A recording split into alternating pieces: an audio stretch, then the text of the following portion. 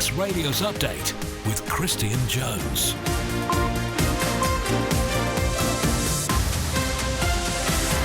Five o'clock, Wednesday the 11th of March. Thanks to Chris Quirk for the past couple of hours. I'm Christian Jones and welcome along to Update. 30 minutes of all the latest news, sport and travel compiled from the resources of Manx Radio's newsroom. On the way tonight, the government has published the island's updated national risk assessment for money laundering ahead of this year's MONEYVAL inspection. There's concern in the fishing industry over proposed visa restrictions, with fears they could affect crews and the upcoming queenie season.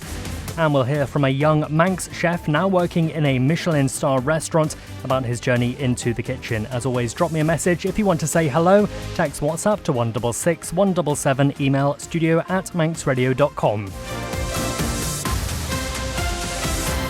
But first, as always, let's get the latest news headlines read by Tessa Hawley. Faster, my Tessa. Faster, my. The steam packet has cancelled the next 4 sailings due to forecast adverse weather.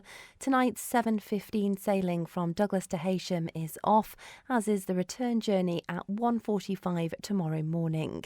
A yellow weather warning for gale force winds will be in place from 2 a.m. to 3 p.m. on Thursday. Police are warning parents not to attend educational settings on the island and be disorderly. Officers say they've had reports of people acting in a manner that's not suitable, saying parents with issues about their children which require attention should follow the appropriate channels in order to discuss them. Government wants to know your thoughts on how the island's plantations are managed. It's launched a public consultation on the future of the 50 woodlands which it manages. In international news, the UK Prime Minister was warned that giving Peter Mandelson the job as the UK's ambassador to the US posed a reputational risk. The government's released papers showing what was known about the former peer's links to Jeffrey Epstein. Sir Keir Starmer's aides claim he was lied to when he pushed Mr Mandelson for more details of his relationship with the paedophile. Prime Minister is very clear that he regrets having believed the lies that Peter Mandelson put before him. A 16-year-old boy has been arrested after a teenage girl was stabbed at a school on the outskirts of Norwich. Students were sent home from Thorpe St Andrew earlier after the school was put in lockdown. And a group of 32 countries has agreed the largest ever release of oil reserves as conflict in Iran and the Gulf states caused prices to surge. Exports have been delayed and production has been disrupted. Those are your headlines. News in full at 6 o'clock. Tessa, Gurumai, thank you very much. Let's take a look at the weather now, brought to you by Manx Glass and Glazing. Of course, there is a yellow warning to be aware of. That's going to be coming into effect from 2 this morning overnight and through till 3 o'clock tomorrow afternoon, and we're expecting severe gales there. Elsewhere, dry this evening. Cloud will gradually thicken. Winds will gradually back southwest and increase gale force overnight. Tomorrow, mostly dry but windy to start the day. Outbreaks of rain developing through the morning, turning heavy at times, then clearing to showers later in the afternoon. Those gale to severe gale force winds will reach gusts of up to 50, 60, even 65 miles per hour over higher ground and exposed coastal areas. So definitely seems like it's brolly weather. Manx Glass and Glazing are now stocking Omnia flush sash frames. See the range at the showroom on the Snugborough Trading Estate. You're listening to the Isle of Man's quintessential daily news and current affairs roundup. Update on Manx Radio. 4 minutes past 5 on Manx Radio's Update. Well, the government has today published the updated National Risk Assessment for Money Laundering, providing the most comprehensive overview to date of the threats and vulnerabilities facing the island. It confirms that the Isle of Man's overall money laundering risk remains medium high, which is consistent with the findings of the previous 2020 assessment. Well, the Justice and Home Affairs Minister Jane Paul Wilson says the document's publication marks an important milestone in demonstrating the effectiveness of the island's anti-money laundering, countering the financing of terrorism, countering proliferation of terrorism framework. The national risk assessment process has been running, and in fact the terrorist financing national risk assessment was published last year, I think it was July, and there have been some sector-specific risk assessments already published. But one of the reasons this has taken more time than in the past is the sheer volume of data and our ability to analyse and really understand what is going on, not only generically, I suppose, but within each sector. And one of the benefits, I think, of that is that because of our ability now with all of the data we've got to drill into different sectors, there are some sectors actually where we can see that their risk that was perhaps graded higher in 2020, we can actually see that perhaps their risk for things like money laundering has actually reduced slightly, or their controls are operating in a way that is super effective against the threat. And there are sectors where, because of the nature of transnational crime facilitated by use of virtual assets, blockchain and other sophisticated mechanisms, those risks have actually gone up recently and are very, by nature, dynamic and evolving.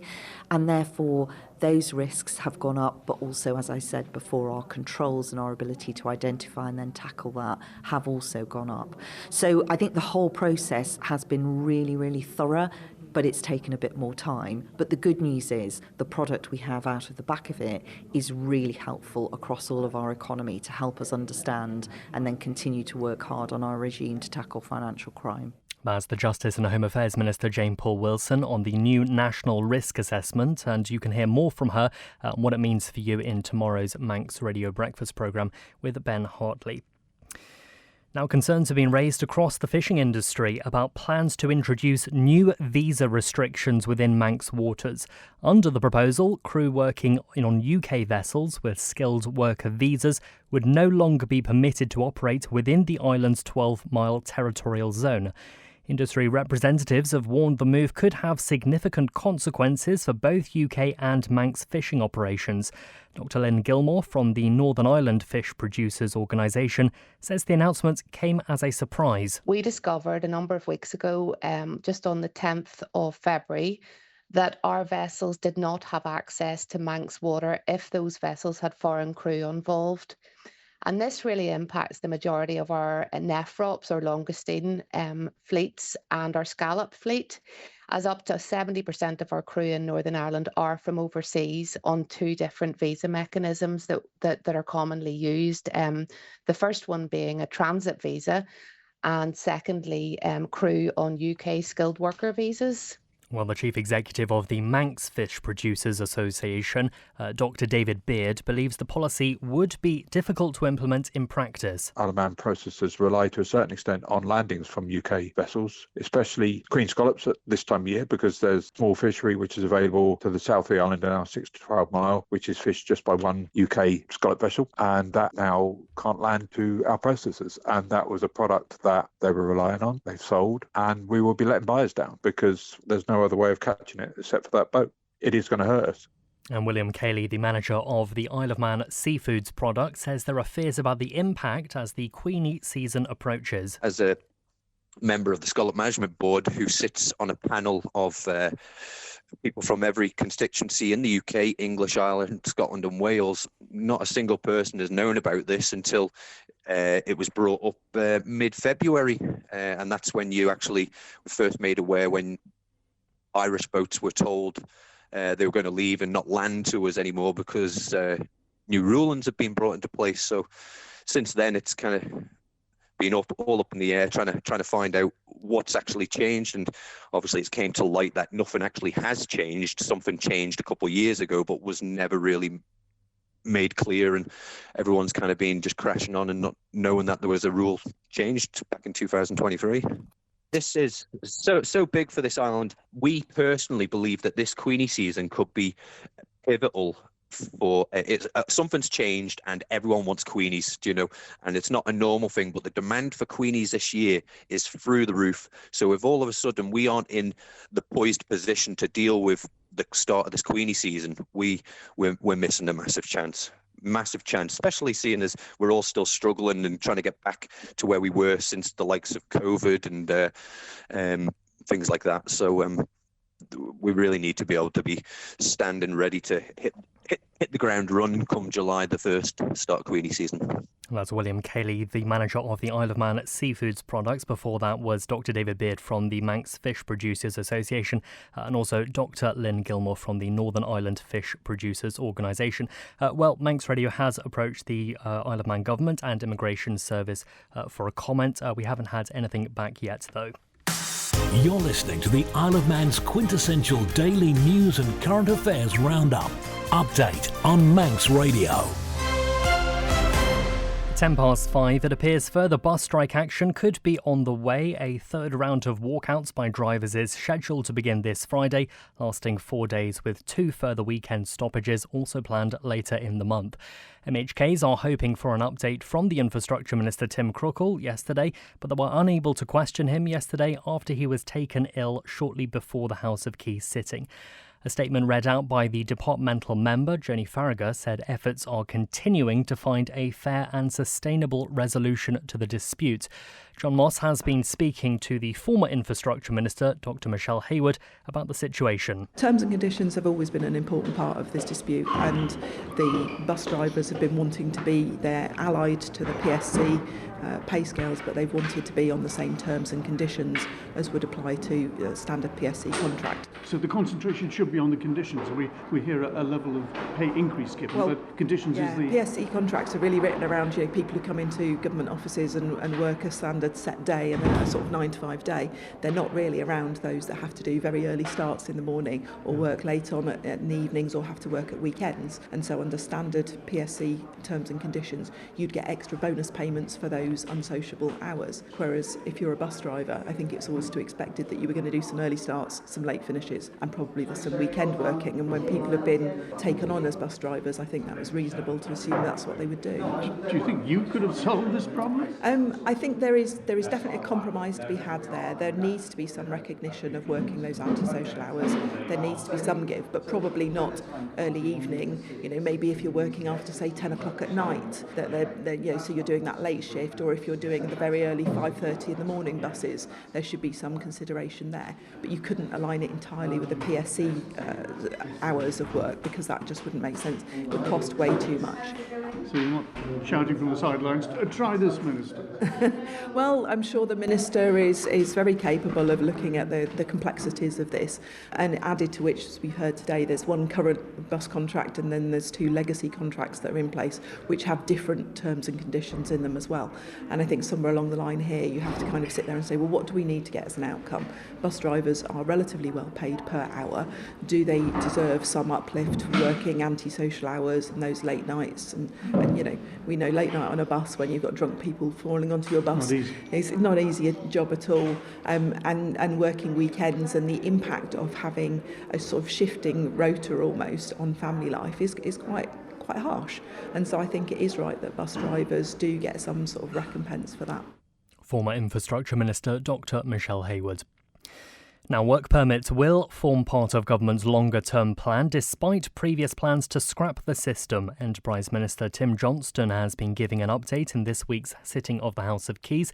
The Department for Enterprise previously announced plans to remove the need for work permits, but put the plans on hold while a wider review of the immigration process was undertaken. Onken MHK Rob Callister has been asking the Minister whether he's still in favour of removing them. The whole kick-off point from this, of course, was a public consultation, which very much at the time supported the idea of the removal of work permits, but they're not replaced with something. And the very key point here was to have a registration process in point. That is what we're still committed to. As far as that portal, that one point, whether you're coming through the common travel area, whether you're coming through immigration. Clearly things have moved on since then. The Honourable Member has been vocal about that, and I accept that, and I think we all recognise the changes that have happened in the market, in the landscape, if you like, over the last 2-3 years, and it's quite right that this whole process is being looked at, and I think work permits will form part of that longer term plan as we look ahead. One of the big gaps in the current work permit system is the number of exemptions that exist. So there are so many exemptions. In fact, there are probably more exemptions than non-exemptions, if that makes sense. And the department obviously has no idea about these exemptions. There's no registration process. No one has to register them. Is that work ongoing? ongoing? Is there a plan still in place to make sure that we don't have massive holes in work permit system where actually there are lots of jobs where you can move over here from the UK and apply for without actually having to go through a work permit process? Is the department still committed to resolving that and dealing with that loophole? And absolutely, I recognise the issue that the Honourable just mentioned around exemptions. Now, clearly that has caused in the past a level of uncertainty. I think we do need clarity on that going forward. In principle, yes, I think we would say the removal of exemptions is something that would be part of that. But what I would say, that could well be part of looking at the SOC codes more broadly within a wider policy that includes obviously immigration as well as being travel area. So the principle of what you're asking is the thrust of what you're asking is correct. How that sits will be very much part of that broader policy. Manx Radio Travel, serviced by Quayside Tyres. Well, there's quite a lot to get through, so let's start on the roads. The Old Castletown Road is closed at the Whitehoe for work at the wastewater pumping station. Access to and from Douglas is via Quarterbridge, so you can expect traffic to be very busy on the diversion routes. In Braddon, temporary lights on Cool Road near the business park. Also temporary lights on Braddon Road, just up from Braddon Bridge. The Benningfot Road is closed for carriageway repairs, and that closure is between the Druidell Road and the Mountain Road. In Peel, we've got temporary lights at the top of Derby Road between the swimming pool and Ballaquain Road. That's for gas main works. And we'll take a trip down to Castletown, where there are temporary lights between King William's College and the airport. Also temporary lights on Maloo Road near Great Meadow for wall repairs. Over at the Steam Packet, as we heard in the news with Tessa, this evening's Douglas to Heysham and the majority of tomorrow's sailings all cancelled due to the adverse weather, as we've heard severe gales. Down at the airport, on the arrivals board, the 450 Aer Lingus from Dublin, that's delayed until 5:25. The 545 Loganair Birmingham, that's not due in until 6:20. And on the departures board, the 520 departure to Dublin, delayed, not due on the runway until 5:45. Manx Radio Travel, driven by Quayside, 664417. Head to Quayside Tyres and Service Centre on South Quay Industrial Estate. Quayside. Have you got your Manx Radio Gold open and closed door sign on display? If you put the sign in the entrance of your business, you could win 3 months of free advertising on Manx Radio Gold in 2026. Need a door sign? Email sales@manxradio.com and we'll get one straight to you. And if your door sign is already up, send us a photo and we'll put your business into the prize draw. Manx Radio Gold is the perfect soundtrack for your workplace, with fewer interruptions and only the greatest hits on earth, on your smart speaker and at gold.manxradio.com. Manx Radio Gold. You're listening to the Isle of Man's quintessential daily news and current affairs roundup. Update on Manx Radio. Approaching 18 minutes past 5 on Manx Radio's update. Now, the political member responsible for attracting new residents to the island says government may not always be targeting the right people. Douglas Central MHK Anne Corlett, whose role at the Department for Enterprise includes responsibility for the Locate strategy, says it can be difficult to identify exactly which skills the island needs most. Earlier in the current administration, government set out ambitions to grow the population to 100,000, though that target has since been downplayed. Mrs. Corlett has been speaking to Manx Radio's Phil Gorn. I'm very much, I'm Manx. I'm Manx first. I have no aversion to protecting our own and putting our own first. But I'm not sure really that we are targeting the right place. And we've had lots of talk of immigration and abuse of the immigration system. And I just think if we're not careful and we're too open, that will be to our detriment. So obviously there's moves now to try to close down the loopholes, which should happen as soon as possible, in my opinion. As Manx people, we're always welcoming for people coming in, and we've always had to import people to do certain jobs because there aren't enough of us in the different skills to cover everything. I just think we have to be careful. I mean, the narrative has changed around the 100,000 population target now, which I absolutely think it should have, but I don't see the point in attracting 15,000 more people on minimum wage, because that's going to cost us more than we ever gain from that. So we have to target the people that we want, and that sounds harsh, but that's the reality of it. One of the biggest expenditure items on the in the budget, of course, is paying for pensions, and that's a big item, isn't it? Oh, it is, absolutely. And government workforce has grown. And that was one of the targets, was to try to reduce that, which hasn't happened. What we need to do is really look at the jobs we need and the workforce that we need, and as I say, target those areas that we can't find our own to take. We look at job numbers, and that has been cleansed to some extent, I think, but we've had duplication of job numbers between employment agencies and the job centre.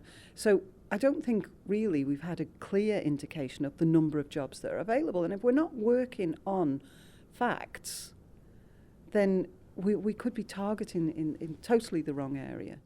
Douglas Central MHK Anne Corlett, also a departmental member for the Department for Enterprise. 21 minutes past 5, the chair of BELAF Commissioners says the announcement that the Northern Civic Community site is temporarily closing has caused concern. Stephen Curfey claims there's been limited communication between the Department of Infrastructure and the local authorities which use NCAS.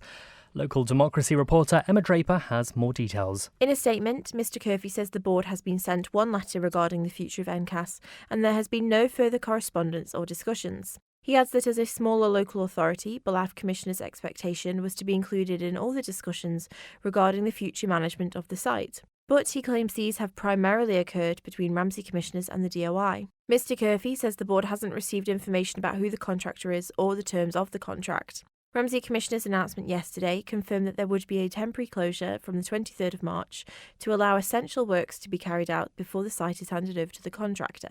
This is anticipated to be on the 1st of April. In its statement, the Commissioners also thanked the staff and their dedication, professionalism and commitment to keeping the facility running efficiently and safely. Mr Curfey also believes that the DOI and larger local authorities are disregarding smaller local authorities, as well as the island's tax and ratepayers.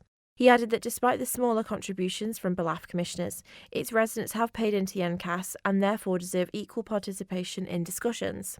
However, he says if any discussions arise with the DOI concerning the future of NCAS, he would oppose any proposals that may negatively affect ratepayers, unless equitable representation is ensured. Mr Curfey says he has consistently advocated for the continued management of the NCAS by local authorities, but says his confidence in DOI and Ramsey Commissioners regarding this matter has diminished. Local Democracy reporter Emma Draper with that report. Right, let's turn our attention to some good news. Careers in catering have gained far greater recognition in recent years, helped by the rise of television cookery programmes and growing interest in food and healthy eating.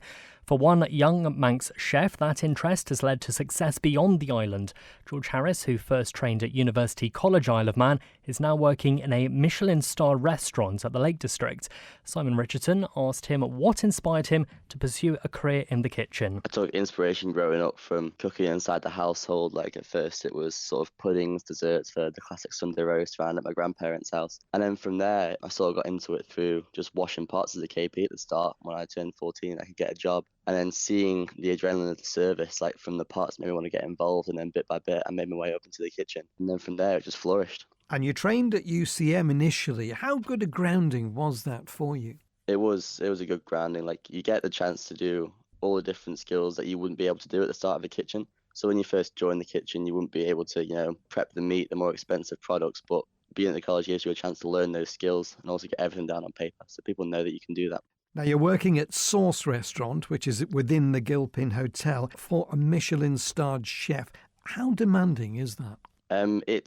It is a high demanding environment. I mean, you have to be on it every single second of every single day. It's high demand, high adrenaline, but that's exactly what I'm looking for in it. I mean, it's what to be expected in that level of kitchen, and it's what keeps me motivated. It's very much, I think you touched on this earlier, an adrenaline-led business in some respects, working in a busy kitchen. It's also very hard work, isn't it? It is. It definitely can be. What would you call your cookery style? It's obviously changed from place to place where I've worked, but at the moment we do sort of a Japanese take on modern classics of different flavours, whether it's like sake instead of wine with turbot, so on and so forth. But previously I've delved into a bit of Italian cooking as well, with a lot of fresh pasta, fresh tortellinis, raviolis and things like that. Sounds great. What's your personal favourite type of food? Have you got a favourite? I do really like Japanese cookery. I love sushi, raw fish. I just love the taste of really, really fresh fish paired with some really acidic, like citrus flavours of the Japanese style. And what would you say to somebody who may be considering a career as a chef? I'd say definitely go for it if that's the environment you're after. I mean, it's something exciting. It's different every day. It's high intensity. It is hard work, but if you're like me and you like that sort of thing, the high intensity, the adrenaline rush, then it's perfect. As long as you can be committed to it, then it'll never be too much work for you. I tell you what, I'm getting really hungry listening to that. Really fancy some sushi now. George Harris, sport up next. Get the full story. Tune in to Manx Radio's newscast for in-depth interviews behind the headlines. Find the newscast now at manxradio.com or your usual podcast provider. Okay, let's take a look at the latest sport now, brought to you by The Print Shed. Darren Timpson's here with us. Faster, my Darren. What can you tell us? Faster my, Isle of Man TT racer Paul Jordan has extended his partnership with Jackson Racing for a third consecutive year. It comes after 2 successful seasons with the team with 8 top 10 finishes, including a podium in the Super Twin race last year. He'll continue on the Aprilia RS 660 in the new sport bike class, while he'll also remain on board the CRB 1000RR Honda Fireblade for the RST Superbike, RL 360 Super Stock, and Milwaukee Senior races. However, Jordan is set to switch to the Ducati Panigale V2 machines for the Monster Energy Supersport TT races, a similar machine to that used by Michael Dunlop in his 2 Supersport TT victories last year. The Northern Irish rider made his debut on the mountain course in 2017 and has since gone on to record 41 race starts and 13 top 10 finishes. On the extension, Jordan says, "I've had my best results with them, so I'm looking forward to getting going for another year. The aim is to build on a strong 2025 season, and I'm hoping we can move up the ladder that bit more." In hockey, the Isle of Man Ladies Masters have progressed to the semi-finals of the England Hockey Championships on Sunday. They beat Sheffield at Liverpool University. Donna Harrison opened the scoring in the 27th minute and could have had another in the second half, but her shots went inches wide of the post. The match remained 1-0 as the Island side came home with a well-earned 1-0 victory. On to snooker, and Port St Mary Legion claimed a 7th straight victory in the Man Crane Hire Snooker League. They beat Kew Ballers to go 1 point at the top of the table as Q-Zone Blinders stumbled with a defeat to Q-Zone Masters. And a design for the Isle of Man's baton at the upcoming Commonwealth Games has been chosen, but we won't get to see it until later this year. Archery star Leslie Slight's design celebrating Manx culture and heritage will feature during the King's Baton Relay in June. The brief for the design was Manx culture and heritage, however it will only be revealed in time for the King's Baton Relay in June. Leslie is an accomplished island archer, crowned a world champion on 2 occasions and has broken 5 world and European records. Basil Bailick, president of Commonwealth Games Association of the Isle of Man, said, "We're delighted with Leslie's design and we look forward to seeing it design baton as it makes its way around the island." It will then feature at the opening ceremony of the Games in July. Good reminder. Thank you very much for that, Darren. Well, that is it for Update this evening. Thanks very much to newsreader Tessa Hawley. Up next, Howard Kane with Spotlight. Chris Kinley has greatest hits immediately afterwards. I'll catch up with you tomorrow, same time. So until then, take care. Bye-bye for now.